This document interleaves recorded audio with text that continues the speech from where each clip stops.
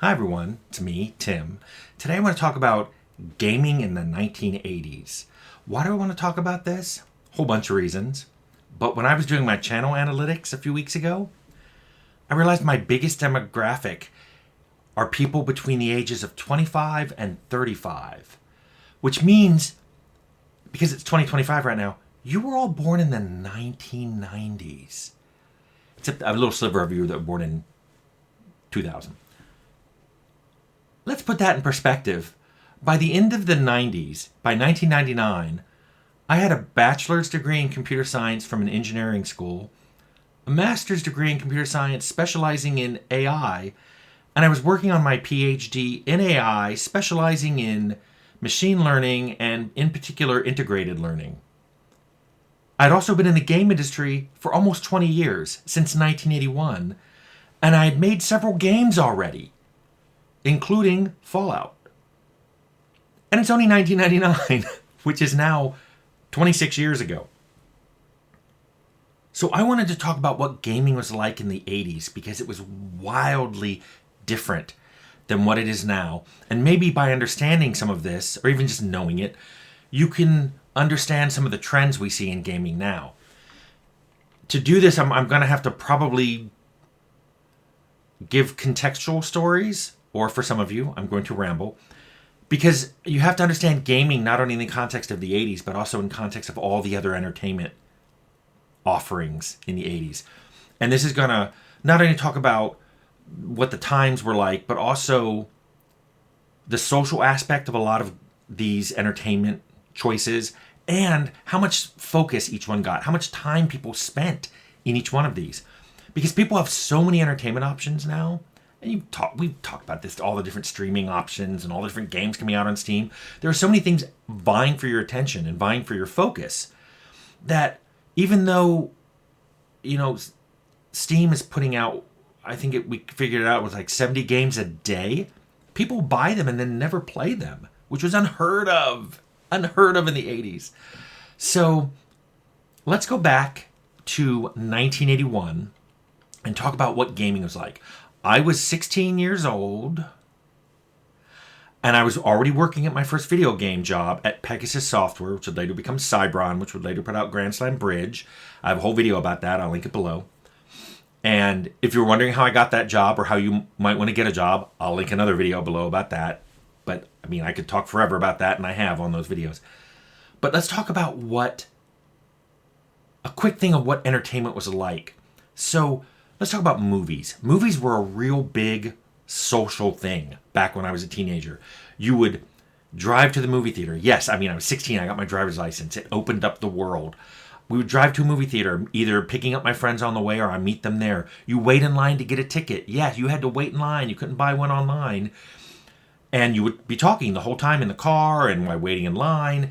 And then you finally went up to the ticket booth and you find out the movie you came to see was sold out. Do you buy one for a later showing? Do you buy another movie at the same time? And then, because our theater was in the mall, Springfield Mall. Yeah, I grew up near Springfield, just like in Simpsons. We were already at the mall, so we'd hang out there. Maybe before the movie, maybe after. We'd, pick up drinks or cookies or snacks or go to Time Out, which was an arcade, and play video games. But it was very social. And while there was no such thing as streaming, movies on VHS were available, and rental would start around that time because movies back then, a new movie might cost you $50. In 1981, that's over $175 in 2025 to buy a movie on a VHS tape. So at my family, that didn't happen. Until VHS rental stores opened up, I went to movie theaters. Books, similar. Again, way fewer of them got released. You had to go to a physical store to get them. Popular books had to be pre-ordered or they'd sell out. There was no such thing as digital distribution. And again, it was a social thing. You went with your friends to the bookstore. You'd talk about books. You'd look at the covers. You'd read the back. It was very social in a way that now it's very non-social. And then let's now look at games in that context. There were far fewer games released per year. There weren't 25,000 games released per year like there are now. And those few games were spread over a lot of different platforms. Not only were there PCs and Macs, but there were lots of video game consoles, lots of them competing. Like today we have three, basically. We have Xbox, Nintendo, and PlayStation. Back then, we had a ton. We had the Atari VCS, the 2600. We had Coleco. We had Sega. We had Nintendo. We had TurboGrafx. We had the Magnavox Odyssey, which came out in the 70s. Actually, the Atari VHS came out in the 70s too. So there were a lot of platforms with fewer games, which meant per platform, the games that came out, there weren't a lot of releases, especially by month. So you tended to buy whatever came out and play a lot of it. Also, the underlying technology changed so dramatically that new consoles were coming out every few years. And if you tried to do computer game, video gaming, well, that technology was changing dramatically. When a new game came out, you might need to buy a video card just to play it. Not for better frame rate, not to whether or not you wanted to see shadows or not, or anisotropic filtering or whatever you want. No, to merely be able to play this game, you may have to go out and buy one of the most expensive video cards on the market and then install it yourself. Yeah, you had to put your hardware together by yourself. You might have had to assemble the entire computer yourself. And then when you play a game, it would ask you not only what your hardware and interrupt settings were, but it might ask you, in addition to your video card, what chipset you had. So it wasn't enough to know that you had the latest, NVIDIA card. It would say, wait, what model is it? What version of chipset do you have, A, B, or C? And what interrupt is this card on? Gaming was very much a specialist hobby for PC gamers. Again, because they weren't digitally distributed, you had to pre-order a game if that was popular, if you wanted to play it when it came out. And like I said, fewer games came out, just like fewer books and fewer movies. So you tended to spend a lot of time with a game. If I was playing a role-playing game, if an RPG came out on a computer, I'd play that all summer. I'd spend 3 or 4 months with it, if not longer. And you dove deeply into them and deeply into the lore. And it wasn't like you could go on the internet to find this stuff. So you would painstakingly read everything that was in game. You'd pour through the manual. They came with thick manuals. And you would pour through this. And here's what was interesting. Who had time for this? Young people. This was a brand new thing for my generation. And I'll talk about that in a bit. But entertainment coming out that was squarely aimed at teenagers was a new thing. Because games back then, they did cost $50. They cost $40 or $50 a game, even back then in the 80s. And guess what? $50 back in the early 80s is $175 now. Games do not cost $175. So I was looking at this. My new Atari 800 computer, which I got in 1979. I've had a computer on my desk since 1979. That computer in today's dollars would cost over $3,500. It is unthinkable that my mom bought that for me when I was 14, but she did, and she told me later it was an investment in my future, and it paid off. I mean, I got that video game job paid for college. So let's take a quick look at console games back then. There were a ton of different ones I've already mentioned. You'd go to the store, you could buy like 8 different consoles, and none of them ran the same software. In fact, it wasn't really the software came on hardware. You put cartridges in. You'd push them in, hit the on button, and you were instantly playing. That was another thing I didn't like about PC games. And then when console games switched away from cartridges to CD and then DVD and then streaming, I start a game up and I wait. That was not, I didn't like that.